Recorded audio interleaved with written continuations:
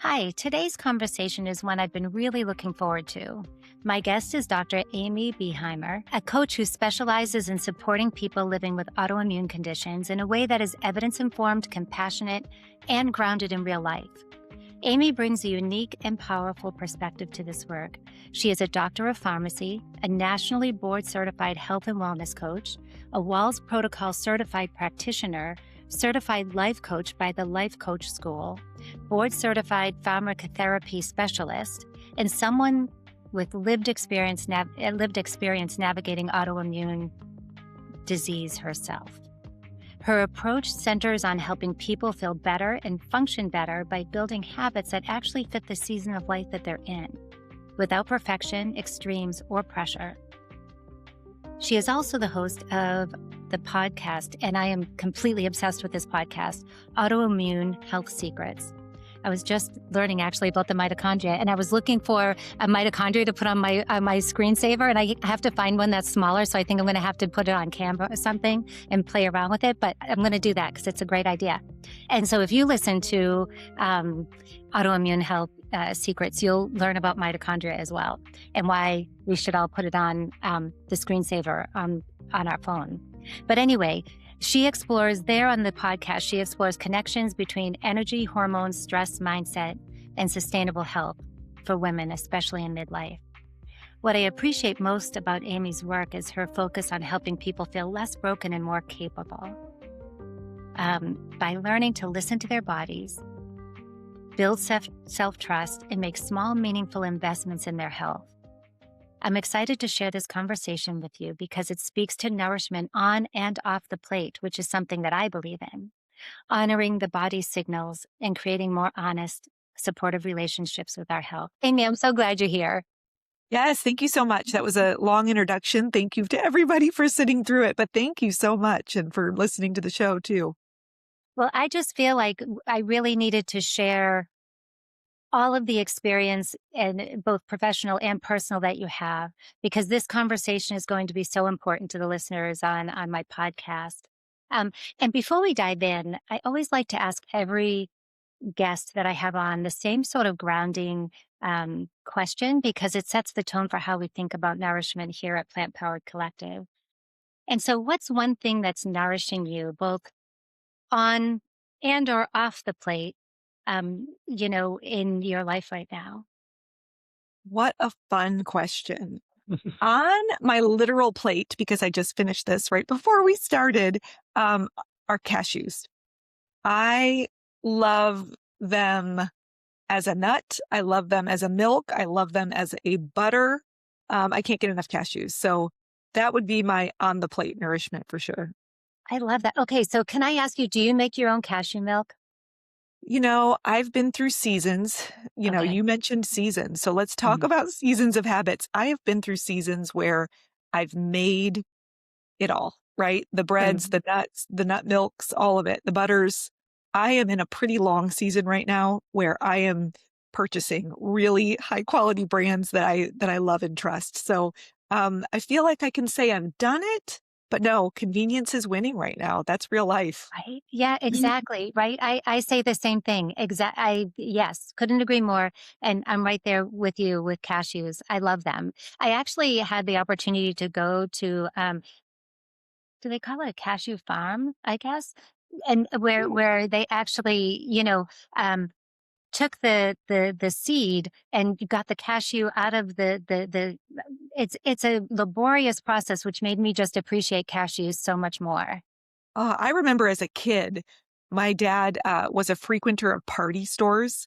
If anybody is I'm from Michigan, and a party store it didn't have a gas station with it, but it was just this store that sold like liquor and snacks. And so we'd always go into And they these called it a party store? That's funny. I'm from Massachusetts. We didn't have a party store. That's fun. Yeah. When I say that, people are like, what's a party store? So I feel like I have to describe it. But we'd go into these party stores and we would get it was this big boot-shaped jar that was full of cashews. And I just remember my dad always eating them, and we'd be eating cashews. And so I love seeing how one of the things that I talk about with myself and clients all the time is like the ripple effect of what our habits do. And Mhm. looking and seeing all those people watching you and what you're doing. And I definitely was watching my dad, and it still is with me today. And it's a good one that I like. Oh, for sure. Yeah, I remember I have Italian grandmother, and she was sort of like the matriarch of our family, and she had all sorts of, like poultices and and things that we should eat based on how we were feeling. It sounds like maybe Ayurveda type things that she was doing. Yeah, yeah, a little bit for sure. Yeah. So when I Yeah. was a kid, I had scarlet fever, Oh, and wow. and I couldn't take penicillin, which way back when was sort of the antibiotic that you took, because I'm allergic to penicillin. So they had me on all sorts of other antibiotics, which then gave me ulcers in my mouth and all the way down my throat. And Oh, I remember my grandmother would have me like chewing on garlic. my Back then, gosh. she didn't understand why. Now it makes total sense, right? But Yeah.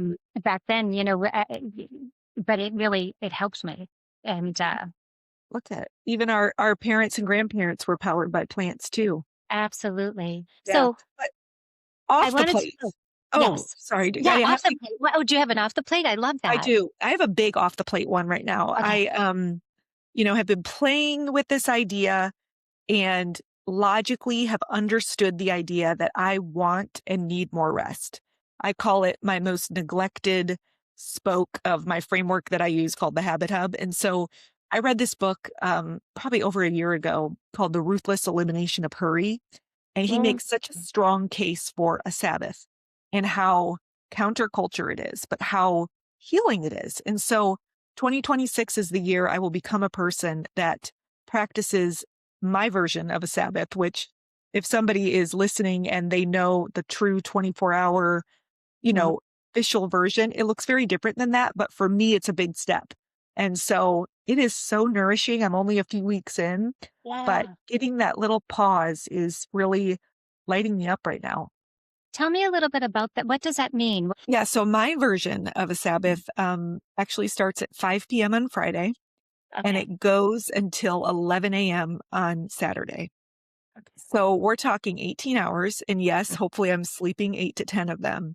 So again, that may not sound like much to folks listening, but to truly not check an email, to not do a single thing productive, and to really focus on connection. My phone will allow family members to call, friends to call, because that's all in the name of connection. Yeah. But yeah, I'm really, reading and moving my body and trying to get back in the kitchen in those few hours. So no phones, no computer. Yep, the phone can be used for speaking to anybody. So, Okay. yep, if Okay. someone wants to call, I have family who's out of town, and so Yeah. when I was going through it, I thought if somebody wants to call and connect, then I'm in. So I don't need to limit that. I love that. Yeah. Ooh. Will you be sharing on your podcast how that's going? I am, I shared it I shared some big lofty goals. And so I Yeah. did promise a follow up. I Mhm. promised a follow up and yeah, really seeing what's going to come of it. And it's, yeah, I absolutely will be sharing along the way. And it's sharing a strategy. I have this playbook. I call it the ABC habit playbook that are the different strategies for how we make habits Yeah. work in real life. And the most used one is called trust in the tiny. And this is me putting that in action because Love that. that, a lot of people, even me for a year said, oh, it's too big to do a Mhm. Sabbath. So Mhm. finally I thought, well, I need to just redefine it, make Yeah. it tinier and get to enjoy it. So it's just living what I preach. I love that. And I can't wait to hear how that's going. Yeah, Yeah. I will keep you updated. Thank you. I appreciate you sharing what's on and off your plate right now that's nourishing you, and I'm excited to hear more about it. So you do incredibly meaningful work supporting people with autoimmune disease, and it's clear this is more than a professional focus for you. Um, I'd love for you to share your story and what ultimately led you to this work. Yeah, my story really starts when I'm in my teens. I was diagnosed with my first autoimmune disease. It was a skin disease called vitiligo. Oh, sure. And later in my 20s, I was diagnosed with a thyroid autoimmune disease called Graves' disease. Mhm. And at that point, I had my doctorate of pharmacy. I knew enough about the human body and about autoimmune diseases to know that something was not right. Something with my environment, my body wasn't agreeing with. And I just started to get this doom over a future diagnosis, thinking, these tend to cluster. And so what's coming next down the road? Mhm. And a few years later, I was diagnosed with multiple sclerosis, which was yet another autoimmune disease. And so at that point, that's just when I really stopped and said, I want to look at what is causing this. What can I do to impact, how I feel today, but also how I function in the future? And it really led me to the world of functional medicine and lifestyle medicine, more specifically, and habits. And um, I realized really early that I got to be an expert as a pharmacist, and I didn't want that with coaching or with this work. I wanted to come in and walk side by side with people and Mhm. show them their expertise. And, they didn't need another person telling them what to do. So I really, like you said, this is more than just um, work for me. This is meaningful. So So you when I decided to go back to school and really learn about habits and what they can do for our health, deciding to go the route of becoming a coach instead of a practitioner, instead of somebody who is diagnosing and treating and, again, another expert telling someone what to do. I really wanted to walk with them and help them just follow through on the things that they already knew they wanted to do. The very simple basics that so many of us miss. exactly. And so what did you personally need most when you were navigating your own healing journey? That is an easy answer. It was mindset. It was, what am I thinking and feeling, and how is that driving my experience of life? I'm Mhm. somebody, there's a small percentage of people, less than 10% of people who are really pretty good at making habit changes if their why is strong enough. Right. And so with multiple sclerosis, I had this vision of impaired mobility and, my independence potentially being threatened if things went a certain way. And so it was just extremely motivating for me. I was able to change my diet to things that, um, you know, we know can fuel a body. And of course, everybody's different, but I was able to stick to exercise. I was able to do all what I call the outer habits, Mhm. but the thoughts and feelings and the uh, almost fear that was driving them was really something that I didn't know I needed until I found it. Wow. I realized I was Mm. holding this belief of everything is going to be okay as long as I can. And for me, it was keep walking, keep working, keep doing these things. And anytime our happiness is dependent on an external circumstance, then it's kind of precarious and it's a little bit worrisome. So I really dove into looking at how I was thinking, which, impacts how we're feeling, and Absolutely. decided to really build out that mindset work that is so crucial for all the others. Oh, for sure. So you bring a really unique lens to this work that you were just talking about. As a pharmacist who is deeply rooted in lived experience, how did that background shape the way you think about health and where do you see the gaps? I think what it helped me get into is habits. I say Mhm. I am a nerd on habits. I say that it is the vehicle to the health and the life of our dreams. And the reason my background led me there is because of the evidence behind them. Mhm. So there is a huge body of research behind not only what habits help us have healthier minds and bodies, but also there's a science behind habit change. Mhm. So what I realized pretty quickly was if I become an expert from all these amazing researchers and authors who study how to change habits, if I can, take their wisdom and Mhm. package it up in a way that speaks to my people so Mhm. that it really goes from page to practice. It really takes these ideas and makes them tangible. Then I just had so much confidence I could help people because I had the science on my side. So if you had to like choose one habit, Mm. that and I know that everyone's bio individual, so there are different habits that will, but and maybe a better question is not necessarily one habit, but what's one way to make a habit stick? Because oftentimes, right, we Yeah. always start out with habits. I do it myself, and I ebb and flow, with habits. Yeah. That's a good question.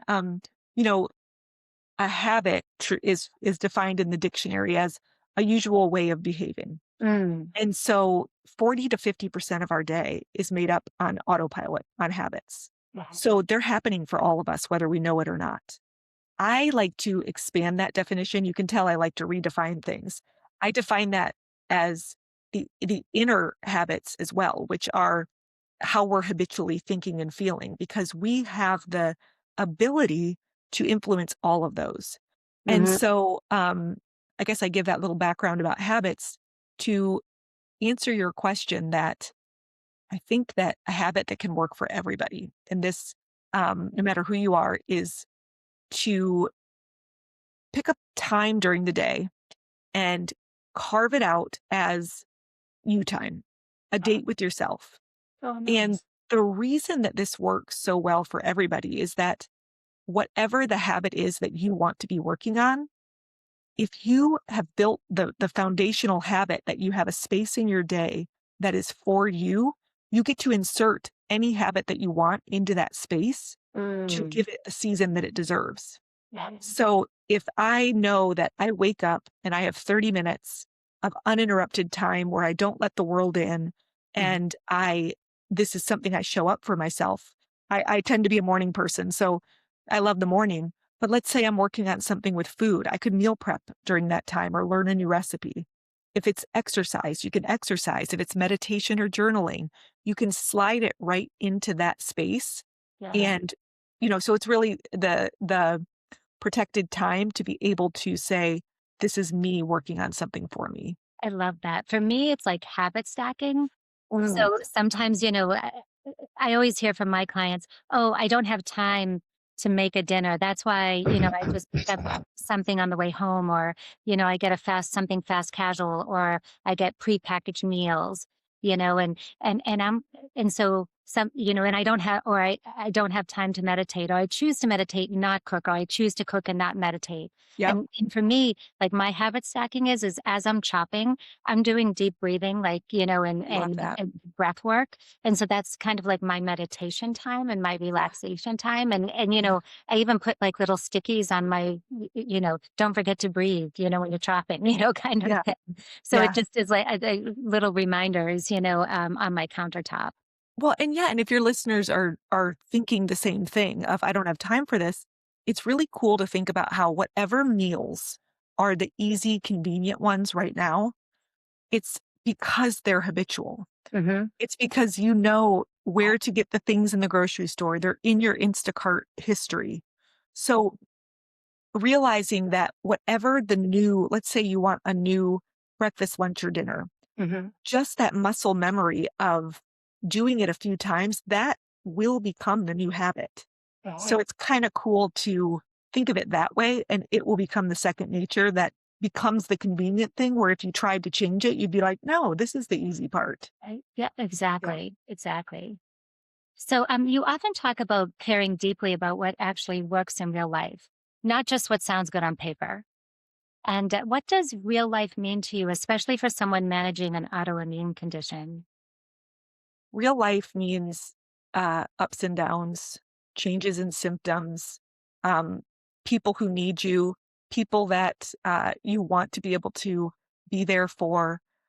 Things are pretty on paper, Hmm. but if we feel like we have to have this competing priority of once life slows down, then I could think about myself, then, life never really slows down.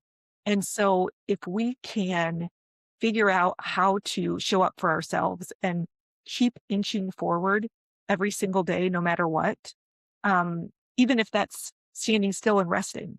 That's okay. It can be a part of a forward progress.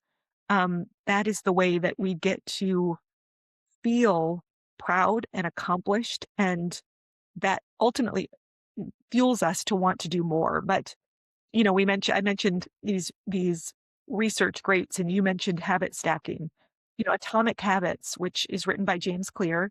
I've never met somebody that has reached out to work with me who doesn't have it and or read it a few times. Right? I know. I've read it like 3 times already, and Yeah, sometimes just, if I wanna take a little break in my office, I'll just open I call it like an intuitive pull. I just yeah, open it up to a page and I'm like, "Okay," yeah, even though I read this, I don't remember reading this section or whatever, and it's just like yeah. that habit stacking is so important to me. Well, and And just like another issue another issue that's happening is there's way too much information out there.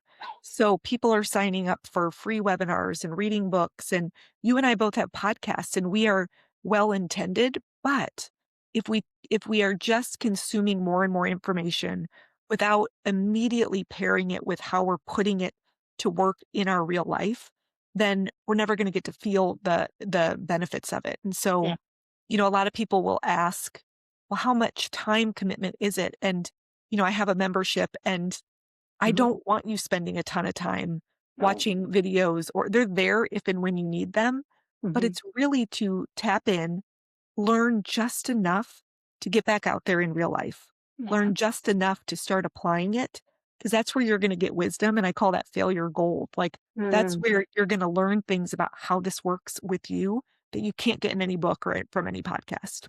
Yeah, and I know, in some of the research that I did, you talk about, you know, perfection, but not in the way that we think about perfection. And so how does the idea about perfection, just consuming all of this and trying to digest all of this stuff that's out there all over the place, whether it's peer reviewed research, or on TikTok or Instagram or whatever, wherever people in trying to digest that and thinking about perfection. Can you talk to that a little bit? Because I know you have a really unique perspective on it.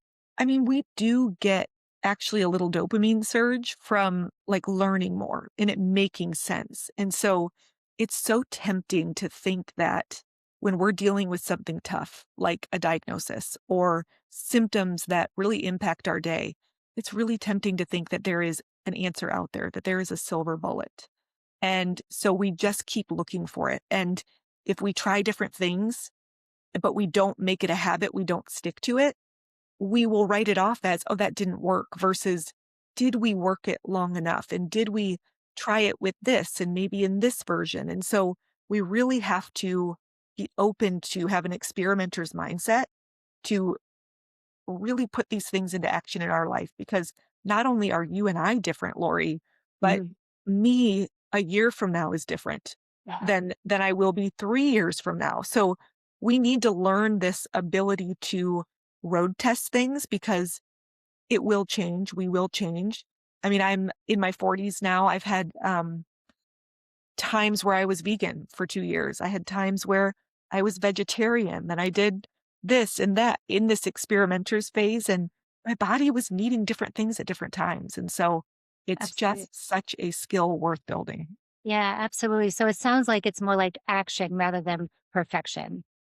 Absolutely. Yep. Yeah. I call it the 20/80 rule, Mm. where, every 20% of your time, and you don't have to calculate this out, but every 20% of your time that you spend consuming or learning something or watching a video, Mm. spend 80% going out and applying and getting real life data on Mm. how that thing works for you. And if you try and, it doesn't stick the first time, then let's stick with it. We've kind of trained our brains that if we set a goal for something, whether it's silently or out loud, and it doesn't happen the first go round, we kind of train our brains that, oh, she'll forget about that. Don't worry. But we want to retrain our brain that we're going to follow through either until we reach it or until we lovingly decide that we want to put that one down and go after another one. Yeah, absolutely. So one of the tools you're known for is, and I thought again, when I was doing research, I love this idea about an energy audit. Mm. Can you talk about that a little bit and tell us what an energy audit is and how you approach it and, yeah, and just what the benefits are? Yeah, I mean, audit's not a very sexy word. We probably think of like tax audits, Right? but Although, my background is in business, right? My later on I'll talk a little bit about my story because I yeah, want to I want to ask you about it. Um but I love the word audit. I think audits are fun to do, right? yeah, Just kind of like evaluating things and seeing where you yeah, are, like from a strategic standpoint. So I love it. Really spoke to me personally, and I love the word audit for that purpose. But yeah, tell me a little bit yeah. about it.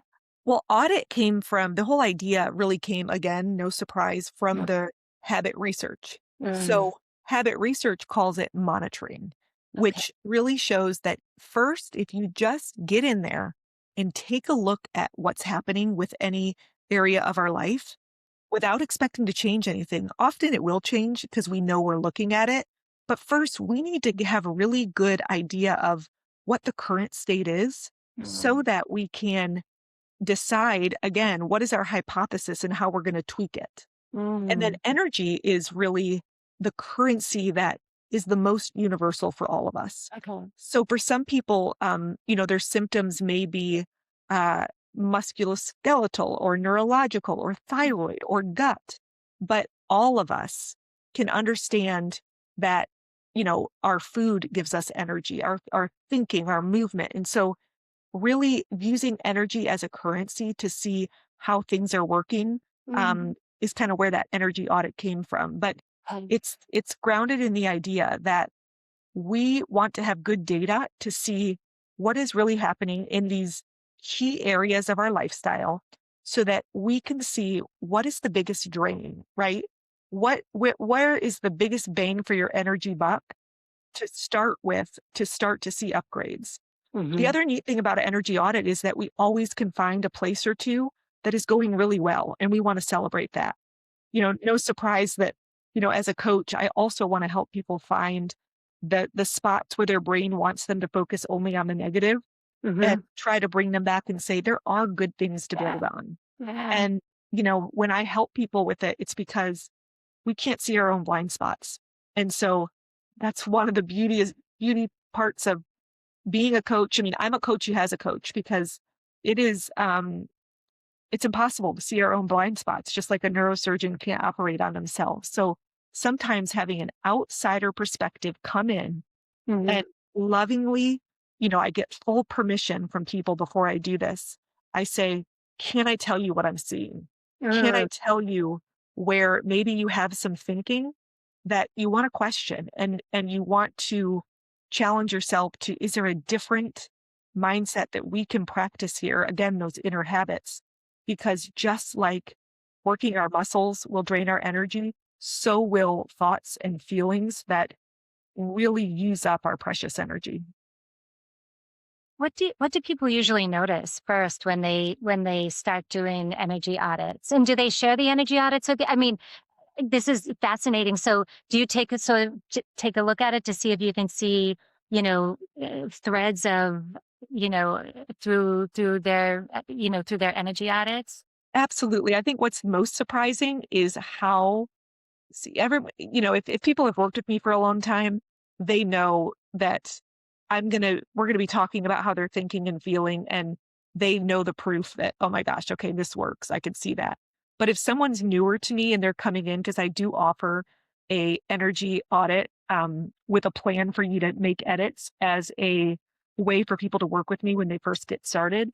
The biggest thing that they're surprised on, I think, is how I will usually offer an outer idea and an inner idea, an outer Yeah. idea and an inner one. Mhm. And so, yeah, I think they notice pretty instantly that, whoa, how I'm thinking about this actually really does change my Yeah. energy. I love that. Um, what inspired you to create this type of framework? I love the Oh, idea that it's, because my background again, it's in business. Um, and I just love the idea about like the strategy part of it, to be able to yeah. see. to see patterns and then to make, strategic changes and how, we might deal with our health and for the person to sort of recognize that themselves. Right. Necessity is the mother of invention, as they Mhm. say. So really, I mean, I'm my first client, and I'm always, you Wow. know, working on what, working on myself first. And I Mhm. really want to um, get a really good understanding of what's working so that I can then teach it. And so Okay. I started, doing this for myself over 10 years ago in terms of, instead of saying, okay, everything is terrible, it's like, wait, is that true? What if we Mhm. break it down to the 6 key areas of lifestyle Mhm. that impact our health and happiness? Yeah. And let's get a better picture. And so those 6 key areas, again, the good news is it's nothing you haven't heard of.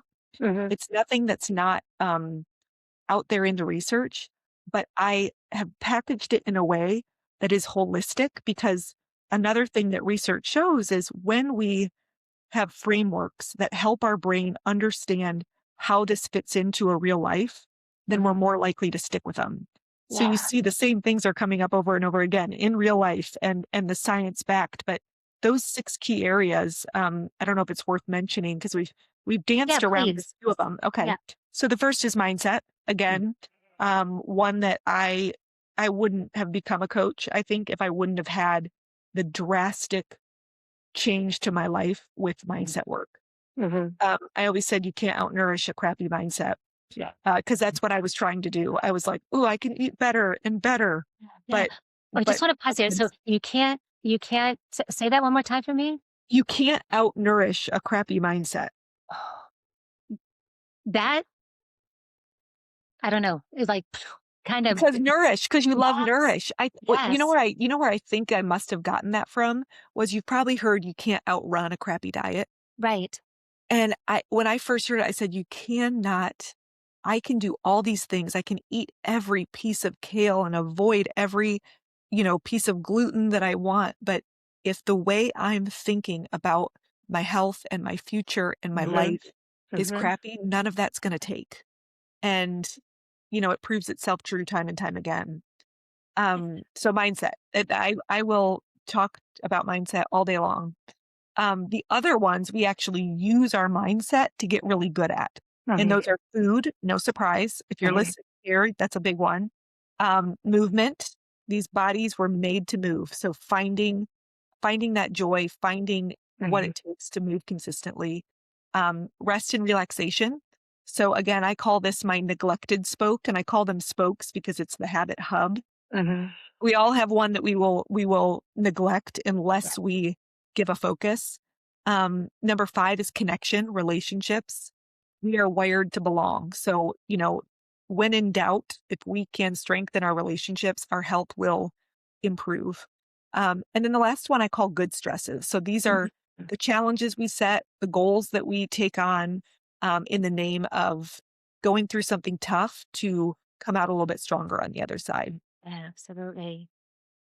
Yeah, that's great. I wanna pause here for a moment because this is, where many women like myself start to uh, maybe get a little overwhelmed sometimes and confused, and we're doing all the right things with all the pillars of lifestyle medicine, or to some degree of doing well, um, and yet symptoms still seem to intensify in midlife. Yeah. um, One of the things that surprised me was realizing that food isn't the only input into our bodies. Um, Yeah. I just recently took uh, some lifestyle medicine courses through Harvard's medical school, and really changed it made me realize that resting is okay. I grew up in a time where and I grew up in New England, where, you push through, it builds character. Yep. You don't listen, you just keep on pushing through. And that's the way I grew up, hard work. All my grandparents were immigrants and like they came to the new country and you have to work hard and make something of yourself. Yep. And I finally realized that, in my late 50s that it's okay. to Mm, rest. mm. And that's also energy. That's also doing, that's a necessary part of it. We talk a lot about that, and particularly as I was going through menopause and now, postmenopausal and still experiencing a lot of hormone disruption and sleep disruption and, and some of the things that affect, midlife and as we get older. Um, you know, I experienced much the same things. I was diagnosed with an autoimmune disease when I was around 16 years old. I was already plant based. And back in the, you know, early 80s, which I hate to admit, but back in the early 80s, when, I wanted to go plant based, my parents, said, no, we were from New England. You eat whatever's on your plate. You're lucky you have it, you know, Yep. that kind of thing. And, you sit there until it's done.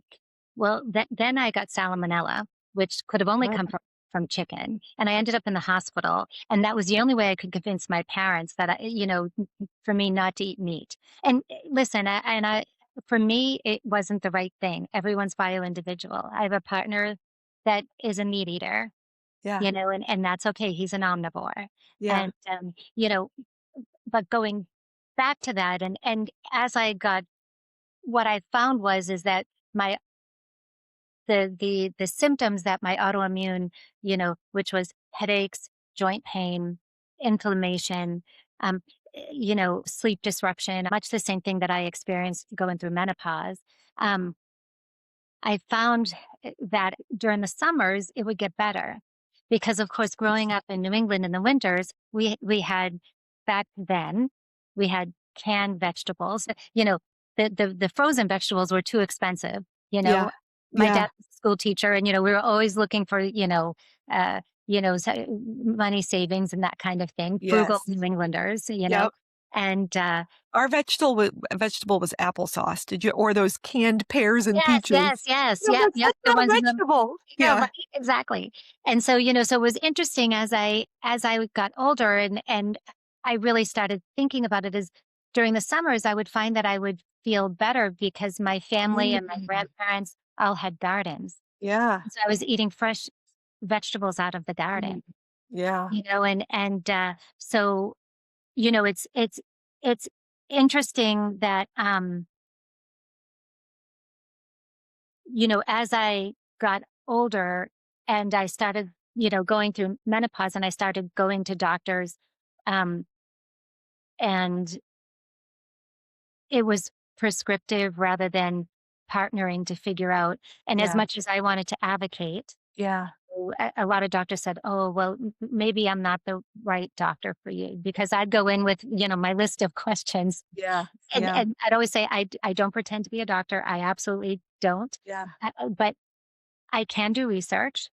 And, can we talk about these things? And my thyroid sometimes would be hyper, sometimes it would be, like all of the things would be all over the place. My SID rate, my ANA, like all my blood work would be all over the place. It was more prescriptive and telling me what I needed to do.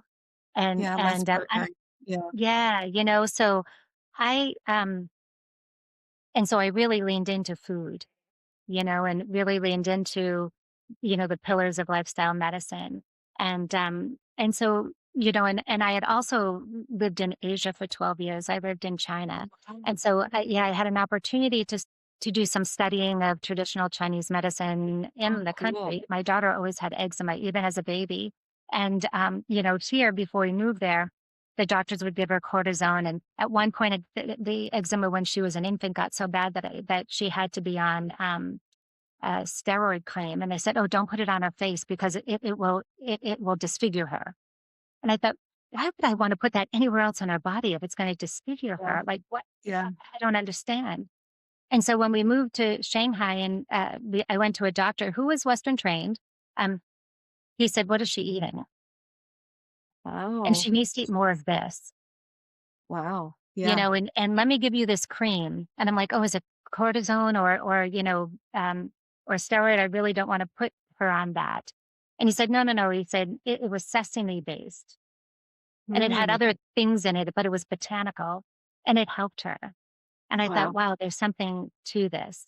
Yeah. So that's when, so, you know, why, in your opinion, does menopause often amplify like sensitivity to, to maybe some autoimmune? At least it did for me. And I know everyone is different. Yeah. I mean, hormones are just so powerful. I Mm. mean, they are just the communicators throughout our body. Yeah. Levels are fluctuating, things are changing. And I think too many of us we're just kind of trained, like you said, in New England or like I in the Midwest. You just keep going. You just keep Yeah. doing the same things. You expect yourself to be able to keep working out in the way you did and eat the way you did. And so there's a ton of change happening in your body, but we in our minds most likely are just trying to keep things the same. Mm. Versus again, back to what you just said, it's okay to rest. It's actually part of the process. And it doesn't have to be earned. It doesn't come after something else. It's baked into the plan. And Mm. so, I mean, that's one, over without getting into the nitty gritty of what hormones are impacting, that is never answered that question, but that's the first thing that comes to mind for me is the fact that our bodies may need something different. And we want to keep doing what we're doing and maybe not start to build that self-trust to slow down and not long enough to listen. Sure. I love that. If someone listening wanted to try something gentle and meaningful today, um, without overhauling their entire life, what would you recommend? I would sit down in quiet and ask yourself, what what do I want to do? What would I be so proud of changing or doing or just making a little bit better? And trust what you say. Trust that Mm. gut. Don't go off of what someone's telling you, what you saw on Instagram, what your doctor says. Like start with where you want to, and maybe it's something that you're scared to say out loud because you've tried it before and it didn't work. And so you're a little shy to state it because it feels like you failed before. But that is the place. And sometimes I say, ask someone who loves you what they think that you want. Because Oh, oftentimes interesting. we talk about it, you may think, for your partner or a child, oh my gosh, if they could just stick with this exercise, or what do they beat themselves up for? Um, so let's start there. And this works. There actually is another amazing researcher named BJ Fogg, Mm. and he has two habit absolutes. And number one is it has to be something that you want to be doing. So that's why I always start there. I have a pre-quiz that it asks you what I just asked you, but in a few different ways Okay. to help you land which area of this habit hub that I described would be your best place to start. And then here's what else I want to say, because your brain is probably going to tell you, well, I need to do more than that, or Mm. I also need to do this, but really trusting that if you build the skill of showing up, being consistent, and making a loving adjustment to a habit in one area, that skill is going to translate over to the next habit that you want to make and to the next area. So if we just slow down and trust that we have time, and we're on Mhm. the right direction, we're not worried so much about speed. I love that. I love that. Um, And for me, mine was rest. I really did this. I do this for myself. What do I yeah. need? What do I want? What Right. have I been saying for so long, but felt like I just wasn't nailing it? And it's also one of the reasons I decided to make it a big picture kind of a goal for the whole year, because I wanted to try a different strategy, because my tiny steps weren't working that well, and I kept neglecting rest. So I wasn't Mm. getting it perfect, and I'm vulnerably hoping that I do. What about you? Do you have one that you like speaks to you first? For sure. Right now, mine is movement. Okay.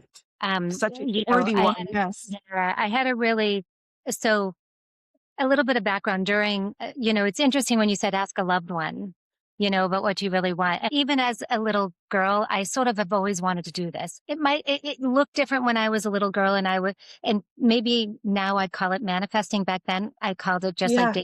dating, right? Um, Yeah. but of course, I was a shy, sort of bookwormish kind of, teen and just took, very traditional tract of, going into business. I went to school for, economics and marketing, went into business, did the finance thing, all that kind of thing. And then about the biggest adventure that I had was moving to Yeah. Shanghai. I lived there with my family for 12 years. And when we moved back here, um, you know, did nonprofit work, and that was another adventure, which was beautiful. And I loved it so much. I've always done nonprofit work, but more on a volunteer level. And, um, and then during COVID, I decided, my very community oriented nonprofit work wasn't happening because I couldn't go out into the community. Yeah. So I decided to go back to school to become, a certified nutrition coach. And that's, since then I've taken a lot of other courses and things like that. But for me, um, it was really leaning into that part of me Yeah.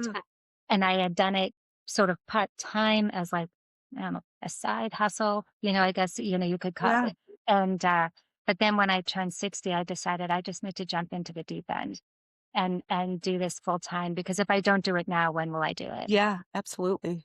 You know, and I think for me, um, that was an awful long way. My kids always tell me I tell long stories, but that was a long way of saying I also had a really sedentary job, and so movement wasn't part of what I did, and I found Yep. I was having a lot of inflammation, and when I have a little bit of movement, particularly like yoga and stretching, and strength training, I find that my inflammation isn't as, pronounced, at least for me, Yeah. Yeah. Oh, and absolutely. so Most people, yeah, these bodies, man, they will tell you how much Mhm, they love their movement. I have a big movement goal this year as well, and um, yeah, it's interesting and just to pay attention for to the sure. little whispers. Yep. Yep. And I have a couple of friends that are also entrepreneurs or in, a non-traditional workspace like I Yeah. am. Yeah. And oftentimes we try to get together every couple of weeks and we'll have walking meetings, Oh, I love that. Yeah. right? I'm in Florida, so it's easy right now to do that. Yeah. Although Yeah. it's kind of cold here today, but still Yeah. relatively speaking, much nicer than elsewhere in the country. Where But we're from. Yep. Yep. yeah, um, and we love it because we share goals with each other and we talk about not Yeah. only professional goals, but personal goals as well. Yeah. And we look at it Yeah. as, and so it's sort of encompassing a lot of different Yeah. areas, right? Because it's mind, body, and soul kind of thing. Yeah. Yeah, I mean, I think the Mhm. scariest thing is when people stop having goals, and Mhm. even if you don't want to call it a goal, that's fine. But, like, to stop kind of deciding what you'd like in the future or what you'd like to be different, and it's so understandable because it likely comes from a place where maybe they've tried, and I just, want anybody listening, to know that there is a different way and find that person that helps you realize there is a different way because, if we don't know where we're going, it's like a GPS, what you don't put in a destination, you're just gonna Right. end up sitting there, and Right, so it exactly. could be And it something doesn't have to be a gentle. straight line either. In my opinion, it No, doesn't need to be it a straight never line. is. Yeah. No, I mean, I've had a lot of different, um, professional experiences, which Yeah, has built a lot of skills, but in different industries. yeah, And I've enjoyed every single one of them. yeah, yeah, And now especially enjoy this and what I'm yes. doing now, which is, and I just so appreciate you being on the podcast. Oh, yeah. Um, but I do want to ask you, tell me about your podcast, Autoimmune Health Secrets. I'm a little obsessed with it right now. And if for anyone listening, we'll link it in the show notes. We'll link um, your community as well as the quiz that you mentioned earlier. So we'll link all of those things.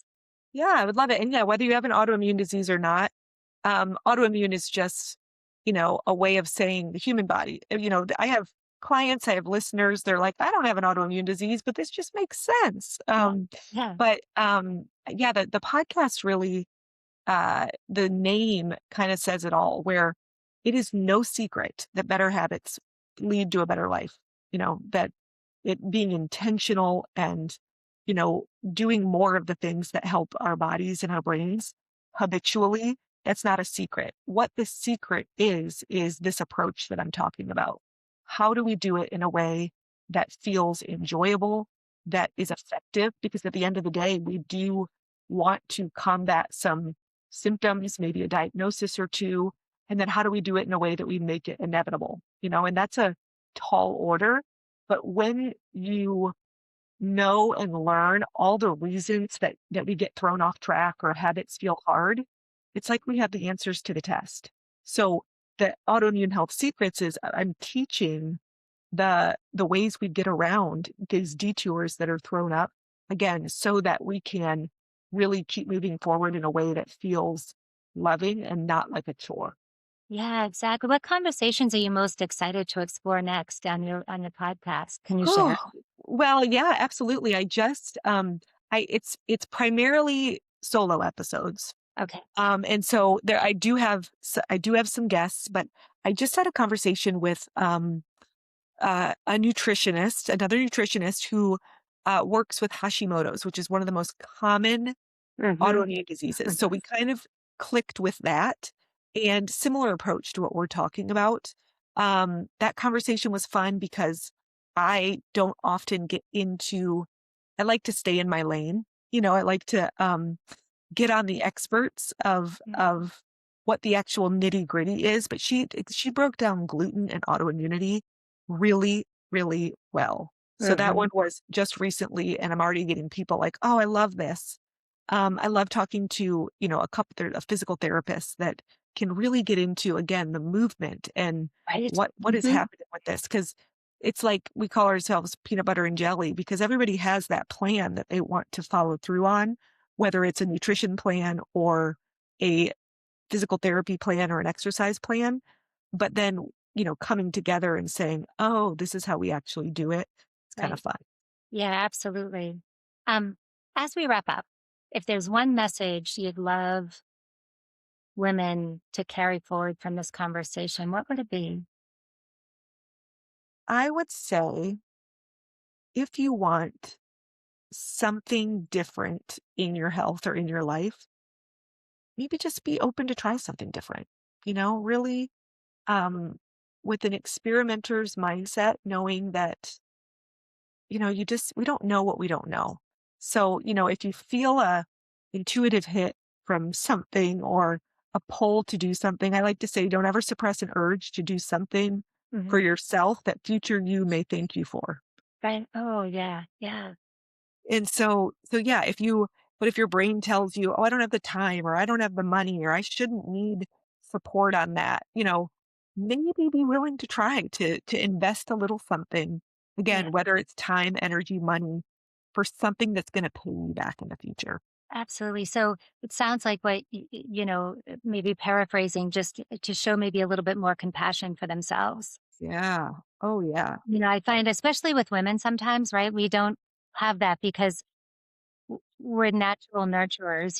We Yeah. need to take care of our kids or in this grandkids or, our partners, husbands, whoever is in our family, friends, Yeah. neighbors, you know, um, and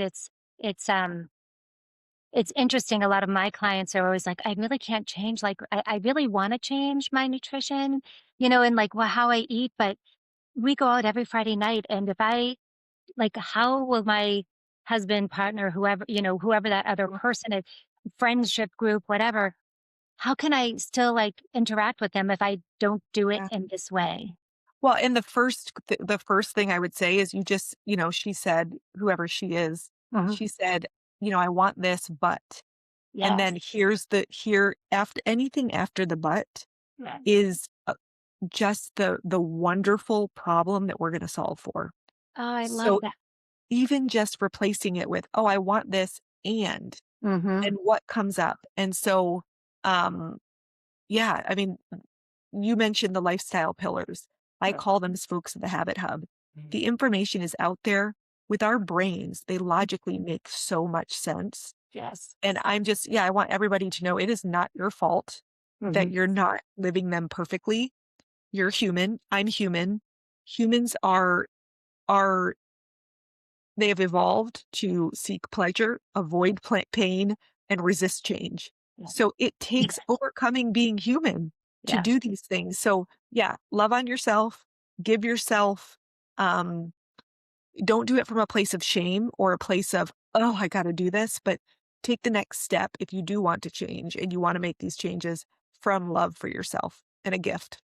Yeah, absolutely. Is there anything else that you'd wanna add or, that I didn't ask that you wish that I did, ask and that you'd want to share with my audience? You asked such beautiful questions. I feel like we kind of hit all the different things. And I hope that you got, some nugget or some question answered. And yeah, I love learning about new podcasts. I love finding this one. And so come hang out with me over there. And yeah, it's just such a pleasure to meet you and to get to share with you. Thank you so much, Amy. I really appreciate you being on the podcast. And we'll add, everything in the show notes, all of your links so people know where to find you and how to find you and hopefully want to work with you. Awesome. Yeah, yeah, absolutely. Happy to talk with anybody and yeah, whatever feels like a big question. I mean, let's get it answered. Awesome. Thank you so much for being on the podcast. Thanks, Lori.